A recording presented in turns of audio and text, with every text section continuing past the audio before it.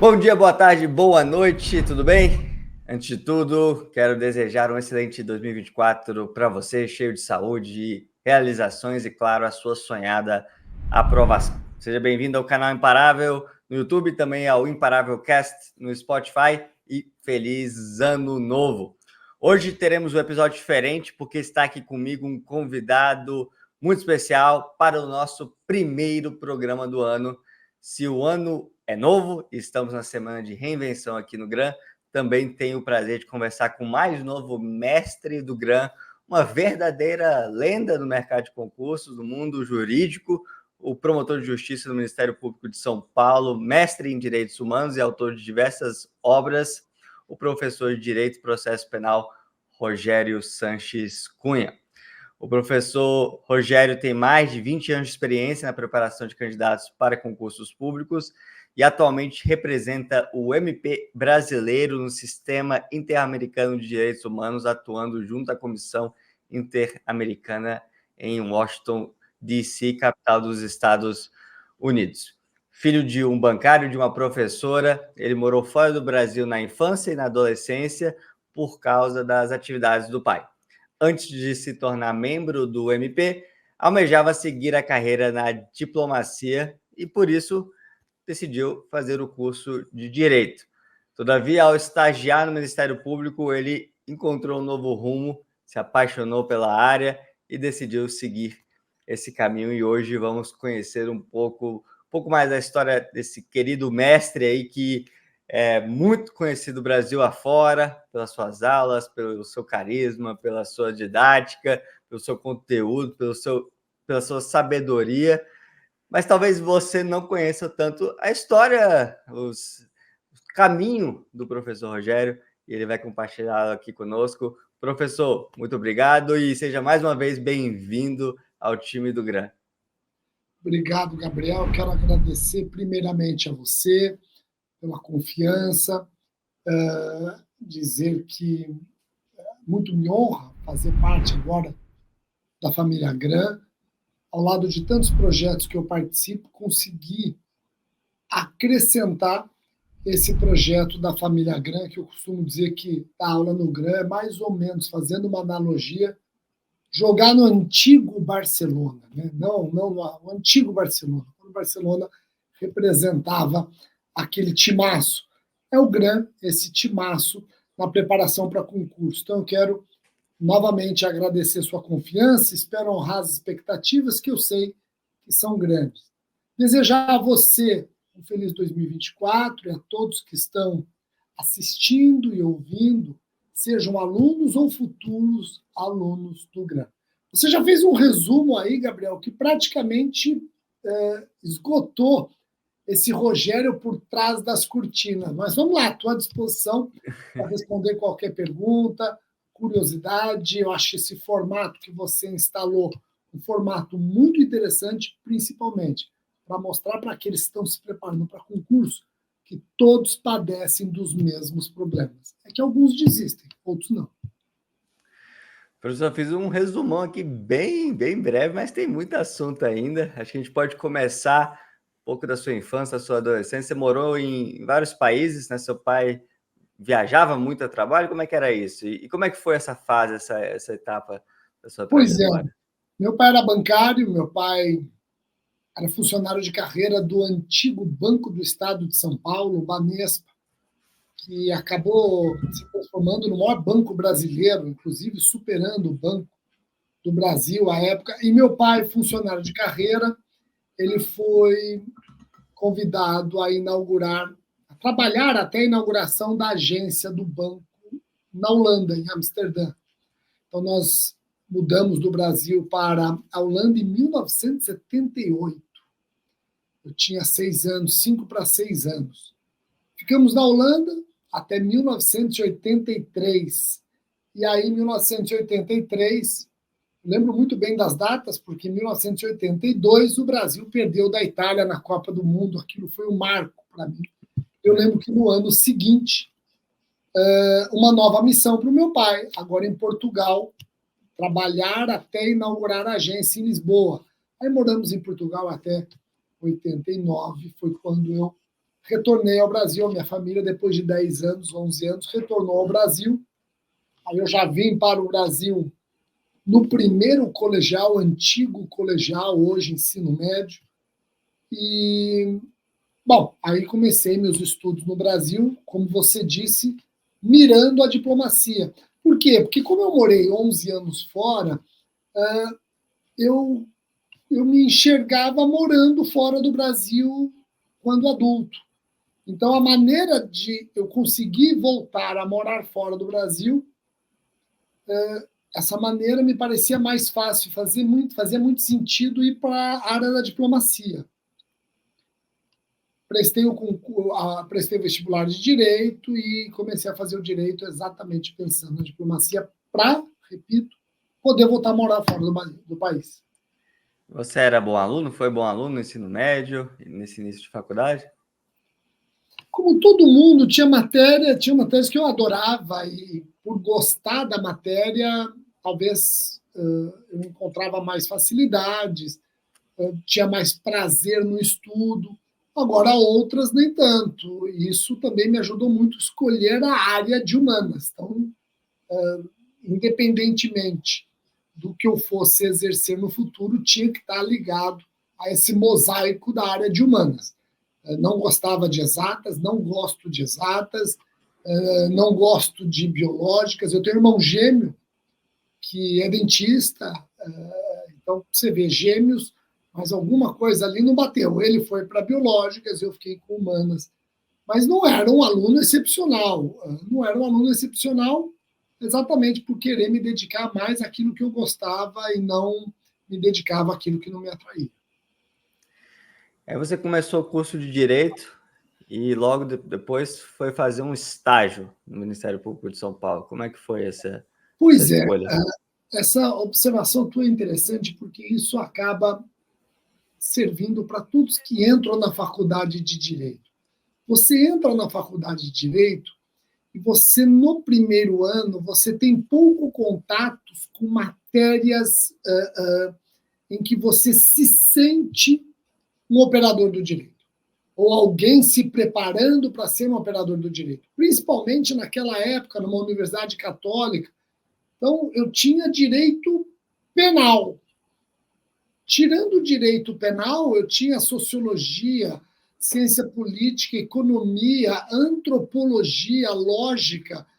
Então, você fica até um pouco frustrado, porque você já imagina discutindo casos, debatendo ideias, discutindo teses. Então, o primeiro ano foi um pouco frustrante para mim. Me apaixonei pelo direito penal, e eu digo que, independentemente do direito penal aparecer no primeiro ano ou não, eu me identifico muito com o direito penal. No segundo ano, eu precisava de algo para me motivar. Eu não queria ficar com aquelas matérias, apesar de que fomos enriquecidos com matérias mais palpáveis, direito constitucional, aí veio direito civil, mas ainda continuávamos com algumas matérias muito abstratas. E aí eu pensei no estágio, eu precisava de um estágio, eu queria um estágio, eu precisava me sentir fazendo direito, a ciência jurídica.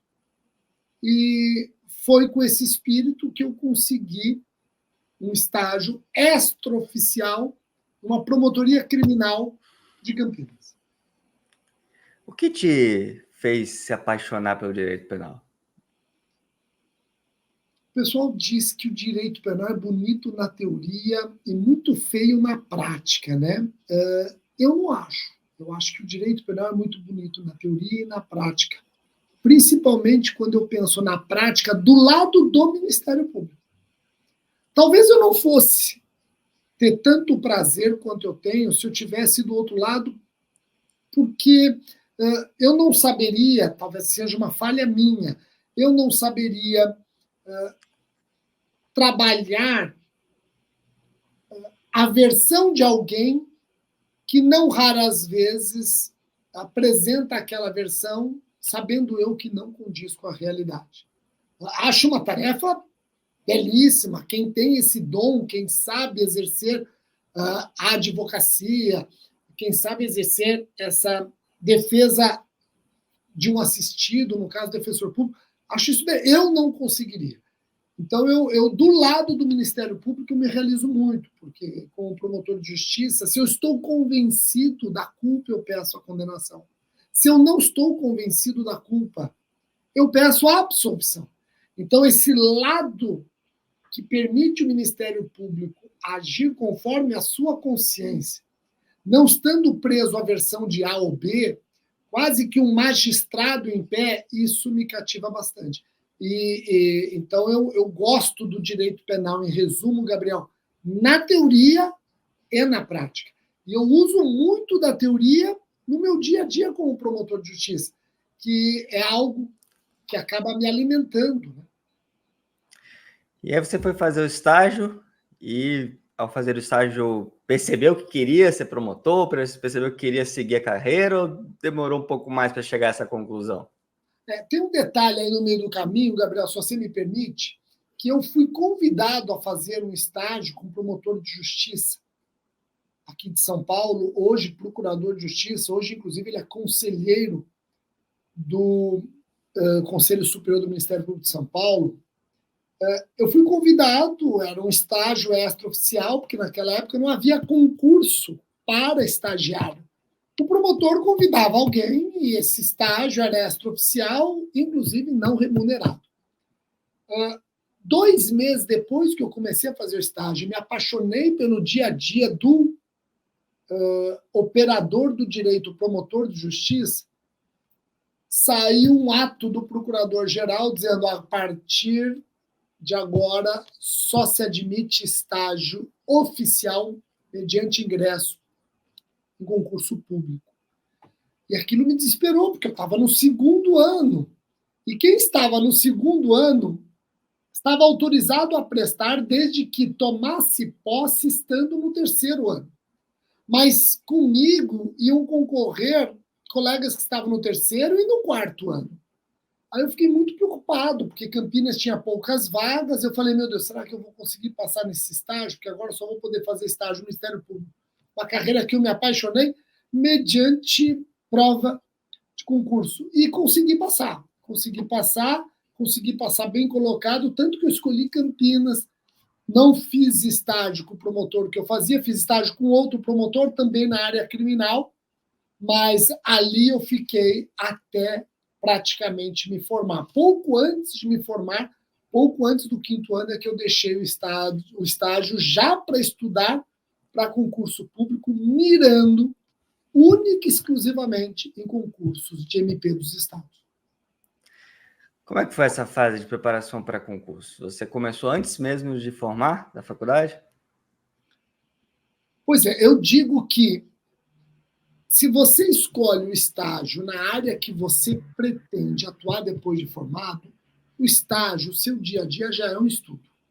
Então, eu, no meu dia a dia como estagiário, todos os dias, eu aprendi alguma coisa. Eu aprendia a escrever, como deve escrever um promotor de justiça. Lembro do promotor que eu fazia estágio dizendo o seguinte: olha, Rogério, a denúncia, a peça acusatória, a inicial acusatória do Ministério Público é o seu passaporte. É lendo essa denúncia que o advogado vai perceber se aquele promotor leu o inquérito, se o promotor sabe o que está escrevendo. É lendo a denúncia que o juiz vai extrair conclusões se aquele promotor está preparado ou não está preparado para a acusação. Então, a denúncia é o passaporte do promotor. Então, era uma peça que me preocupava muito, a denúncia. E eu aprendi muito durante o estágio. Então, eu já digo que eu me preparei para o Ministério Público desde o 2º ano, desde o momento em que eu consegui o estágio na carreira. Agora, se você se refere a suspender atividades para se dedicar a um concurso, isso aconteceu antes de eu me formar. Eu estava no 5º ano, eu deixei o estágio, eu já tinha praticamente 3 anos de estágio no Ministério Público, mais do que suficiente, eu deixei. Eu estudava de manhã, no 5º ano, e à tarde eu já comecei a montar o meu cronograma de estudo, a separar todas as minhas ferramentas, Gabriel, naquela época, livros. Eu assisti uma apresentação do GRAM hoje, nem perto do mais otimista estudante se imaginava essa quantidade de ferramentas que o GRAM está proporcionando para o seu aluno. Nem de longe isso passava na cabeça de quem quer que fosse. Então, eu separei os meus instrumentos. Livros, eu lia muito. Mas eu comecei devagar. Eu começava a estudar 2, 3 horas por dia, aquilo me cansava, me estafava. E eu percebi que eu tinha que ir me adaptando. Eu tinha que ir me adaptando a não ficar seduzido por distrações. Ainda bem que naquela época não tinha esta ferramenta aqui chamada celular, porque isto é um grande motivo para distrações se não souber usar. Então eu comecei a torear distrações, comecei a trabalhar a minha própria capacidade, quanto tempo eu conseguia ler a mesma matéria, quanto tempo eu não conseguia, e comecei principalmente, Gabriel, a treinar métodos. Qual método de estudo mais parecia eficiente para mim? Quando eu me formei, aí eu não tinha mais aquele período de manhã na faculdade. E aí eu tinha que escolher. Ou eu ia para São Paulo, capital, que era onde estavam os grandes cursos preparatórios, ou eu ficava no interior e investia nas minhas ferramentas, tempo e estudo. Eu preferi ficar em casa, estudei sozinho, e aí eu montei um cronograma que abrangia o período da manhã e o período da tarde. E eu cheguei a ter uma constância no estudo de 7 horas em média por dia, o que foi bom.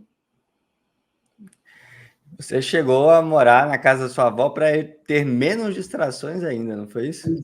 Pois é. Bem lembrado. Porque naquela época, Gabriel, tem que falar aquela época, às vezes o pessoal não entende o que era aquilo. Eu não tinha celular. Até tinha celular, mas não era algo que eu imaginava ter. Não era comum estudante ter celular. Era um celular por família, e normalmente ficava com aquele que trabalhava e precisava do celular para o seu trabalho. Mas eu tinha o telefone da minha casa e o número de telefone da minha casa, meus amigos tinham, e aqueles telefonemas sedutores, né? Vamos fazer isso, vamos fazer aquilo, vamos fazer assim, vamos fazer assado. Eu tinha um relacionamento razoável na vizinhança, era a campainha tocando, vamos aqui, vamos ali.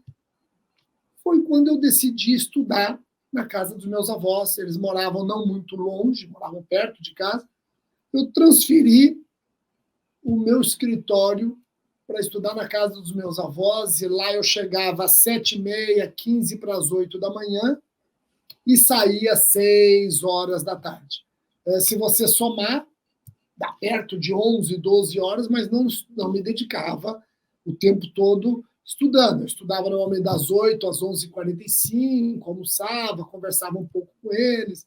Aí eu dormia depois do almoço, um pouquinho, e aí eu retomava das 14 horas, das 2 horas da tarde, até mais ou menos 6 horas. E era assim, de segunda a sexta. Às vezes me perguntam, você estudava aos fins de semana?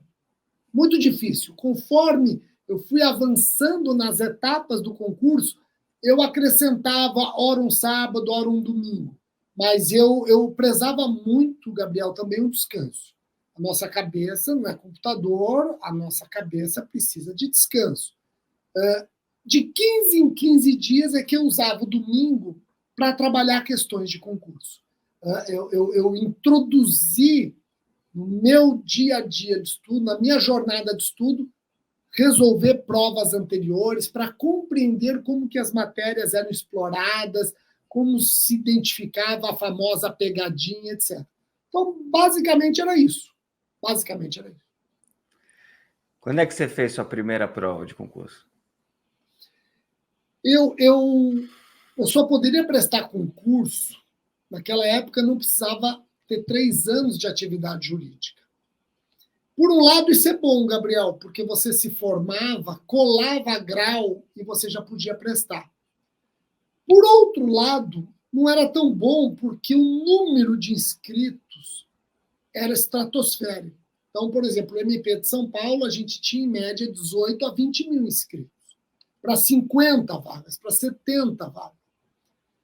Eu colei grau em março de 1998. Março de 1998. E prestei o meu primeiro concurso em abril. Lembrando que eu já tinha um ano de estudo por conta do quinto ano. Lembra que eu falei que no quinto ano eu saí do estágio e comecei a me dedicar à preparação para concurso. Então, quando eu prestei o MP de Minas, em abril de 2018, um mês depois da colação de grau, eu já tinha quase que um ano e meio de estudo. Passei na primeira fase, fui para a segunda fase foi em julho de 98. Por que eu faço questão de mencionar mês e ano? Porque julho de 98, Gabriel, foi Copa do Mundo. E quem está estudando, o famoso só estuda, tem gente que acha que você só estuda, você é vagabundo, né? Sendo que a pior fase da nossa vida é quando você só estuda. Mas quando você só estuda, e você sabe que está rolando uma Copa do Mundo, Gabriel, Coreia versus Irã. Para você aquilo é clássico, você tem até lá, você quer assistir. E eu tinha que me controlar. Então, eu lembro que meu avô assistia, eu escutava de longe o Galvão Bueno gritando gol. Aí eu me dava ao luxo de sair do quarto, ir lá ver o gol, ver o replay e voltava. Eu só parava mesmo em grandes jogos ou jogos do Brasil. Mas olha que interessante. Ali foi um desafio para mim. Eu adoro futebol. Mas eu tinha que me conter. Ali eu era o meu patrão. Eu estava sempre devendo satisfação a mim mesmo. E não me parecia adequado, estando na segunda fase do MP de Minas, ficar trocando o meu horário de estudo por jogos da Copa. Mas daí eu fui para a segunda fase foi em julho, e quem está estudando para concurso sabe que em julho de 98 veio a tal da Emenda Constitucional 19, da reforma administrativa. E por incrível que pareça, Gabriel, na minha segunda fase, caiu a Emenda Constitucional 19 na dissertação. E naquela época não era fácil você acessar a informação.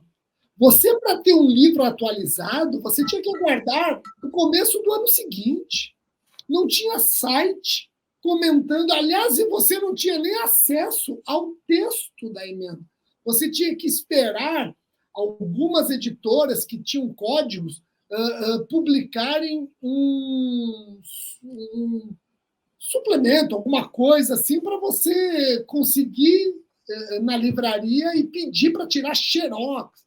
Então era tudo muito... E caiu na minha segunda fase. Eu não passei na segunda fase, eu fiquei cortado exatamente administrativo, que caiu a Emenda Constitucional 19, mas fiquei muito feliz com o meu desempenho, o primeiro concurso, e logo depois, 2 meses depois, em agosto, abriu o concurso do MP de São Paulo, que era o concurso que eu mirava, né? E nesse concurso deu certo. Você deu passou, certo. mas você com emoção, né? Porque parece que errou uma questão ali, um erro que você mencionou que foi infantil, achou que tinha ali que não ia conseguir passar para a próxima etapa. Como é que foi esse concurso? Perfeito. Essa história é bacana, Gabriel, porque muitas pessoas acabam sentindo isso, e aqui eu vou pedir desde já para que ninguém sofra por antecipação. Eu sofri antecipação. Eu prestei o MP de São Paulo, a primeira fase. O concurso abriu em agosto de 98 e a primeira fase foi em novembro de 98. Eram 20 e tantos mil candidatos. Você vê, Gabriel, nós tivemos que fazer a prova da primeira fase na cidade universitária da USP, usando todos os prédios possíveis da USP. Eu fiz a minha primeira fase nos prédios de engenharia. Eram muitos candidatos, muitos. Você tinha que sair muito cedo, não podia se dar o luxo de chegar em cima da hora, trânsito. Imagina 20 mil pessoas. É um show, praticamente. Pois é, pois é. Aí eu fiz a primeira fase e eu fui muito bem na primeira fase. Fui muito bem. Eu treinava questões de concurso e até o método que eu utilizei foi o método que me ajudou muito, que eu gostava de transformar páginas de livros que eu lia e pontos que eu achava muito importantes, eu transformava em questões de concurso. Eu mesmo criava a questão. Isso me ajudou muito. Em prova objetiva, me ajudou demais. E a primeira fase eu fui muito bem. Fiquei muito convencido de que eu estava preparado. Não convencido no sentido negativo, mas no sentido de que eu estava confiante. Ali eu não era um simples inscrito. Eu era um candidato. Nós não podemos confundir inscrito com candidato. O candidato é aquele que está comprometido com o momento e sabe que fez o dever de casa. Se vai dar certo ou não vai dar certo, são inúmeros fatores que podem contribuir ou não. Mas eu fiz o meu dever de casa, eu não era um simples inscrito. Fui para a segunda fase. A segunda fase foi em dezembro de 99. De 99, não, de 98. Dezembro de 98. Primeira fase, novembro de 98. Segunda fase, dezembro de 98. E foi bacana, porque eu falei o seguinte, eu vou fazer a segunda fase, que foi dia 19 de dezembro, eu vou fazer a segunda fase e eu vou me dar férias, Gabriel. Porque julho daquele ano eu não me dei férias, porque eu não me achava no direito de ter férias. Quando você está estudando na faculdade, a faculdade para. Então você tem férias, pronto, acabou. Ali eu não estava em faculdade, eu estava estudando sozinho e eu não me dei direito a férias. Eu pus o seguinte, eu vou fazer a segunda fase, demora uns 2 meses, 3 meses para sair o resultado da segunda fase, eu vou me dar pelo menos 15 dias de férias, eu volto a estudar somente dia 4 de janeiro, aniversário da minha mãe. Aí eu fui fazer a segunda fase, feliz que eu estava na segunda fase, e que saindo da segunda fase eu ia entrar em férias. Até fui para a praia com a minha namorada, hoje minha esposa, tá? Mas eu saí da segunda fase arrasado. Não sei se você lembra, Gabriel, que eu falei que o promotor que eu fiz estágio batia na tecla que a denúncia, a petição inicial acusatória é o passaporte do promotor. Lembra que eu mencionei isso? E eu sempre me dediquei muito às peças acusatórias do Ministério Público, em especial a denúncia. Então, falei, se cair denúncia, eu quero fazer uma denúncia padrão ouro. Eu fiz 3 anos de estágio do MP. Eu sei como começa, como termina, eu conheço a arquitetura de uma denúncia. Não é que caiu denúncia? Falei, pronto, caiu denúncia, tráfico de drogas, associação para tráfico. Falei, beleza. Quando eu terminei a prova, e aí eu fui conversar com os colegas na saída da universidade, eles falaram, vocês arrolaram os policiais como testemunha? Eu falei, eu esqueci de arrolar testemunha. Então pensa o seguinte, Gabriel, eu estou dizendo que fulano e beltrano praticaram tráfico, mas eu não arrolei para ser ouvido perante o juiz quem quer que seja. Isso é um erro. Você falou infantil, porque você foi educado. Isso foi um erro estúpido da minha parte. Eu estou imputando um crime a alguém e vou dispensar a oitiva de testemunhas. Foi um erro estúpido, meu. E eu hipervalorizei o erro. Ninguém passa no concurso tirando 10, 9, 8, quiçá 7. Às vezes o primeiro colocado passa com 6,80. Ele errou 32% da prova. Mas fica fácil. Eu e você, Gabriel, falamos isso para quem está nos assistindo. Quem está lá na prova, ele não admite 2% de erro. Então, nós hipervalorizamos o erro. E por conta desse meu erro, eu falei, eu não vou passar.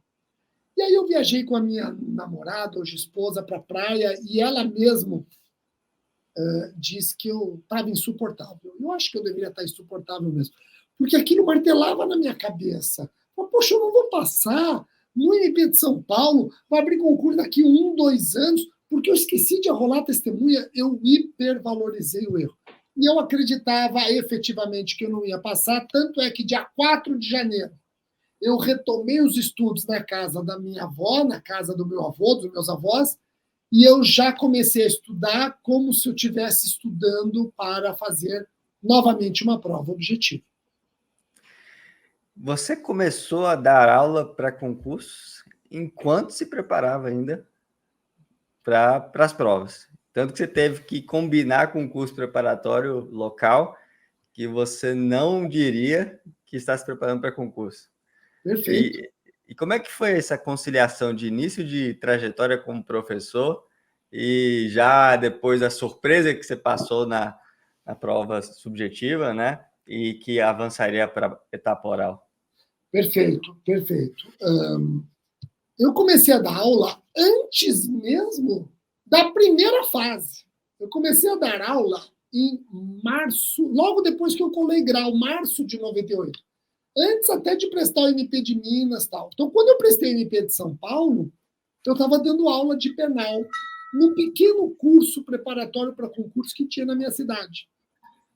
E o coordenador me convidou, porque eu dava monitoria de penal na faculdade quando estudante, e alguém falou que a monitoria agradava, ele falou, Rogério, e ele teve que fazer uma operação na garganta, ele que dava aula de penal, e me convidou, enquanto ele fazia essa operação, para dar algumas aulas, e depois eu comecei a dar essas aulas, os alunos gostaram, ele falou, você vai continuar, mas você não pode dizer que está prestando concurso.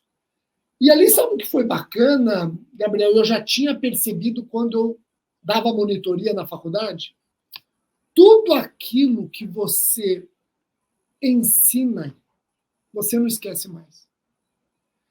Tanto é que na faculdade, eu sempre gostei de penal e processo penal, mas nunca tive tanta facilidade que eu tenho em penal e processo penal com outra matéria. Processo civil, por exemplo, eu achava dificílimo. E eu, propositadamente, Gabriel, no 5º ano, eu me habilitei, eu apliquei para ser monitor de processo civil. Porque eu já estava dando monitoria de penal e eu falei, gente, isso aqui é maravilhoso, eu estudo para ensinar e aquilo que eu estudo e ensino, eu nunca mais esqueço. Se eu explico para alguém alguma coisa, eu guardo aquilo com uma facilidade e uma firmeza. Aí eu fiz de propósito, apliquei para processo civil, uma professora me escolheu e eu comecei a dar monitoria de processo civil no 5º ano para quem estava no 3º. Eu lembro direitinho, intervenção de terceiros, foi a primeira matéria que ela pediu para eu ensinar para os monitorando.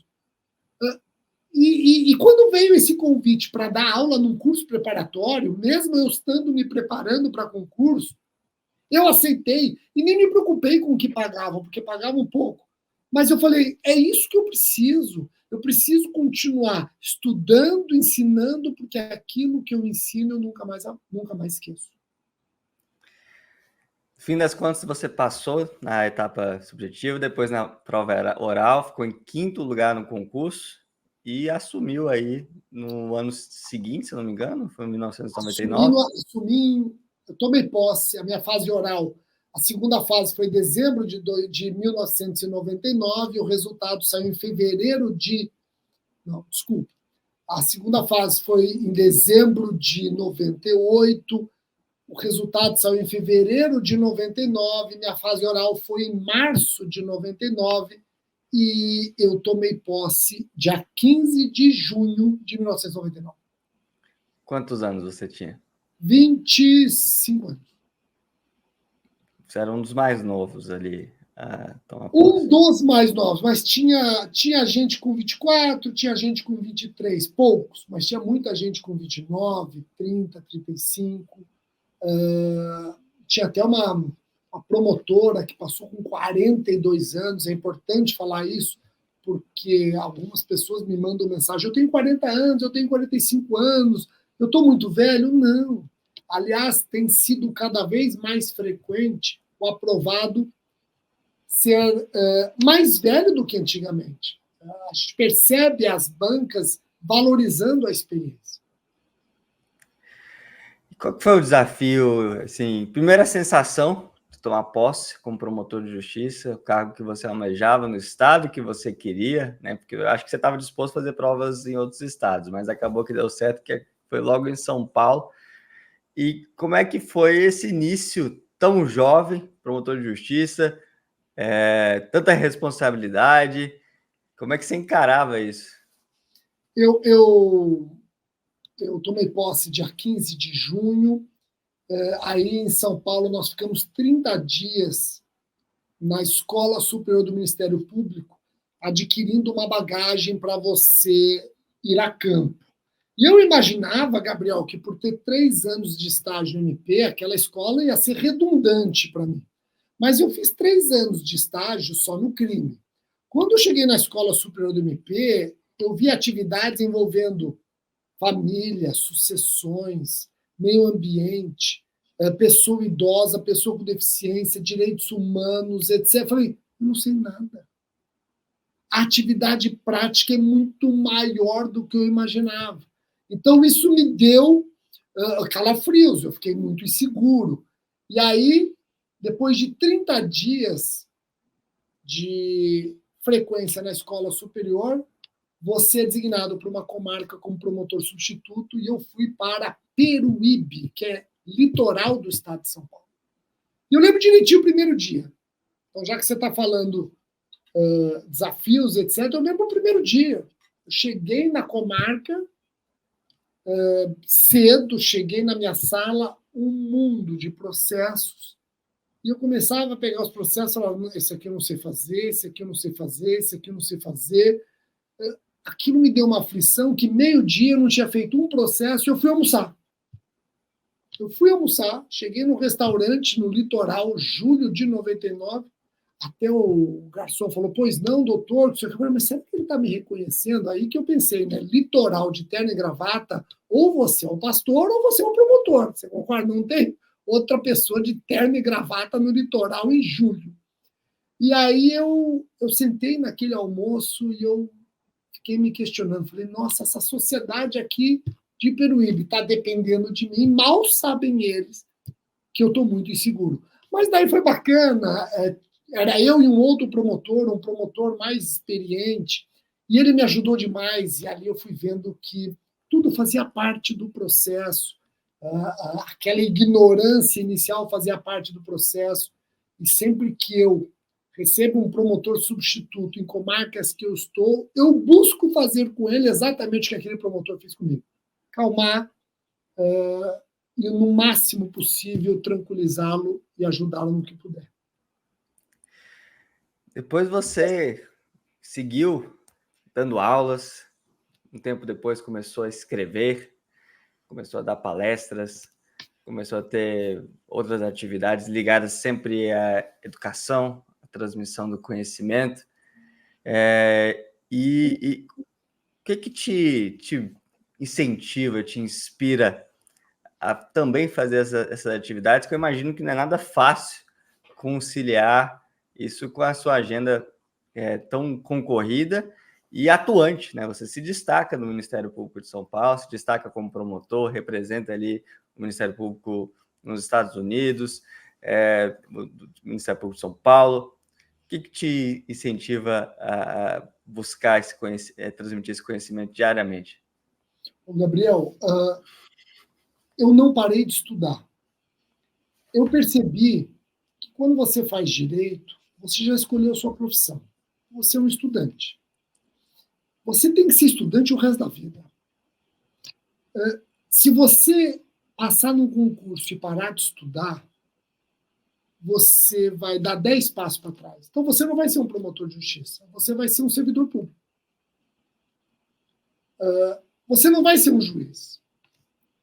Você vai ser um burocrata. Eu tinha que continuar estudando, porque essa é a profissão que eu escolhi, estudar, e quanto mais eu estudo, melhor eu desempenho minha atividade. Então é um ciclo vicioso. Eu dou aula porque eu exerço bem minha atividade como promotor, estudando para dar aula. E atuando como promotor de justiça, eu bem alimento minhas aulas no momento em que eu estou ensinando alguém. É um ciclo vicioso. A aula alimenta o promotor e o promotor alimenta o professor. É basicamente isso.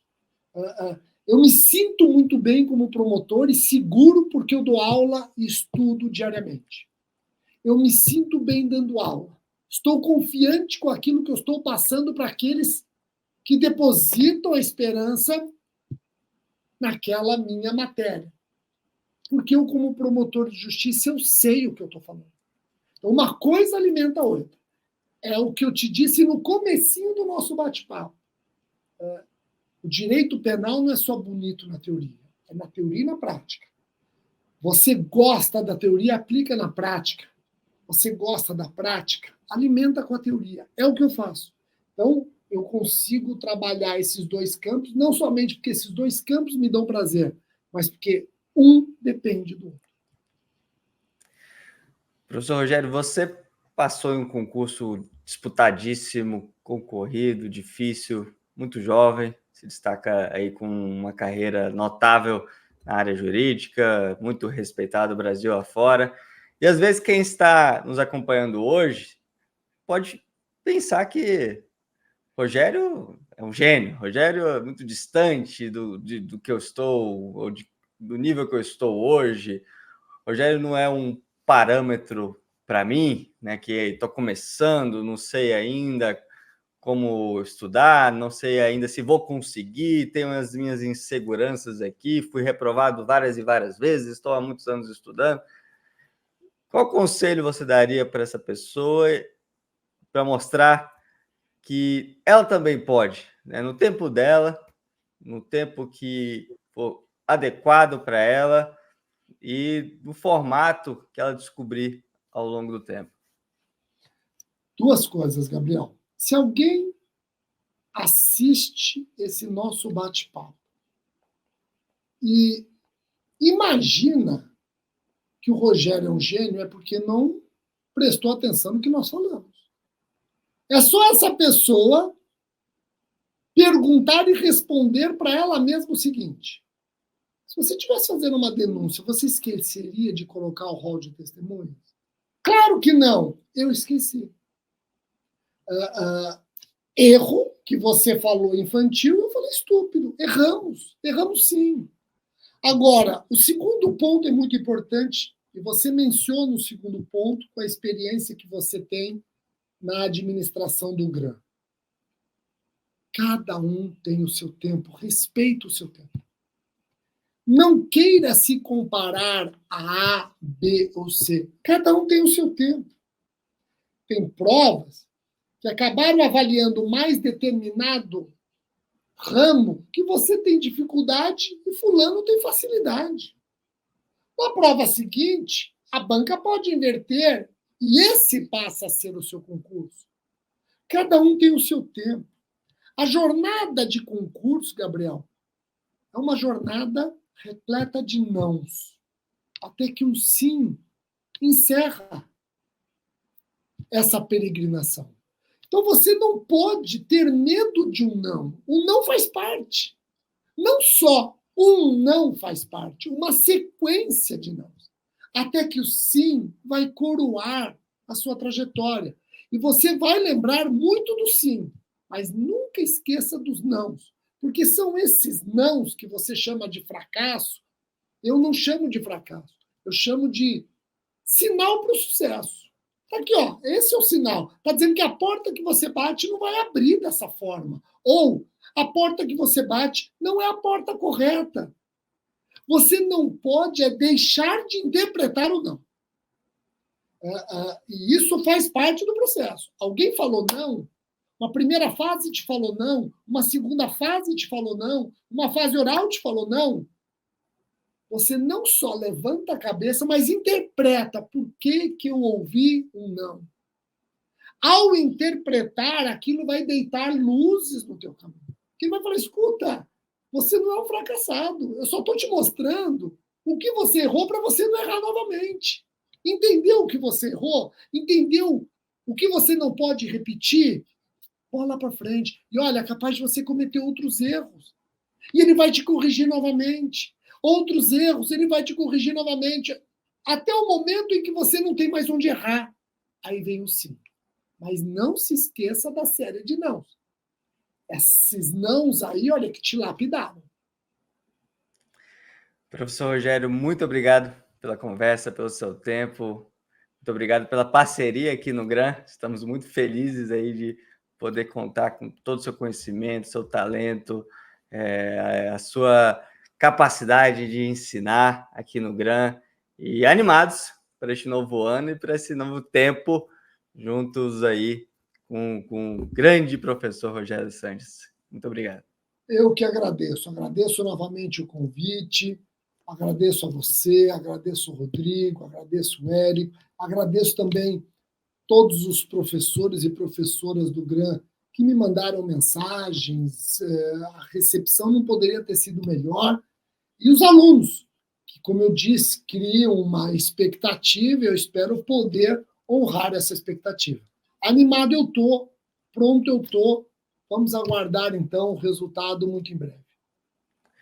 E muito obrigado a você que nos acompanha aqui no canal Imparável. Pedimos que deixe o seu like, deixe seu comentário, assine o nosso canal aqui no YouTube ou siga nossa podcast no Spotify e fique por dentro aqui de todos os conteúdos que lançamos. Toda quinta-feira às 19 horas, uma nova entrevista imparável para você. Muito obrigado, até a próxima. Tchau, tchau.